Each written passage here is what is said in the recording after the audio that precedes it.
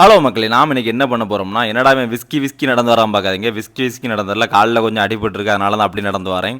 சரி, நம்மளோட கப்பிக்கெலாம் ஃபுட்டை தான் கொடுக்கணும். சரி, ஃபுட்டு கொடுத்து கொஞ்சம் நாளாகிட்டேன்னு சொல்லிட்டு நானும் ஃபுட் எடுத்துகிட்டு வந்தாச்சு. அங்கே போய் பார்த்தா நம்ம மீன் குட்டியும் போட மாட்டேங்குது, ஒன்றுமே போட மாட்டேங்குன்னு பார்த்துட்டே இருந்தேன். ஏன்னா நல்ல மீனாக என்னன்னு நமக்கும் தெரில. ஏன்னா கேரளாலேருந்து வந்ததுனால எப்படி இருக்குன்னு நமக்கும் புரிய மாட்டேங்குது. சரி, அங்கே போய் பார்த்தா நம்ம மீன் ஒன்று குட்டி போட்டிருக்கு. அதுவும் நம்ம இங்கே பக்கத்தில் ஒரு அண்ணன் கடையில் வாங்கினது. சரி, என்னடா இது குட்டி போட்டேன்னு சொல்லிட்டு நானும் எல்லா மீனும் பிடிச்சி தாயெல்லாம் பிடிச்சி தூர போட்டுருன்னு சொல்லிட்டு தூர போடுன்னு சொல்லலை, பக்கத்தில் பிடிச்சி போட்டுருன்னு சொல்லிட்டு நானும் அதை பிடிச்சிட்டு இருந்தேன். இங்கே என்னன்னாக்கி இவ்விய தான் குட்டி போட்டுருப்பா போல இருக்குது. என் குட்டிகிட்ட வந்து இனி என் குட்டி கூடியே விடுங்குது. நான் அதை பிடிச்சி தூர அந்த டப்பாலே போட்டாச்சு.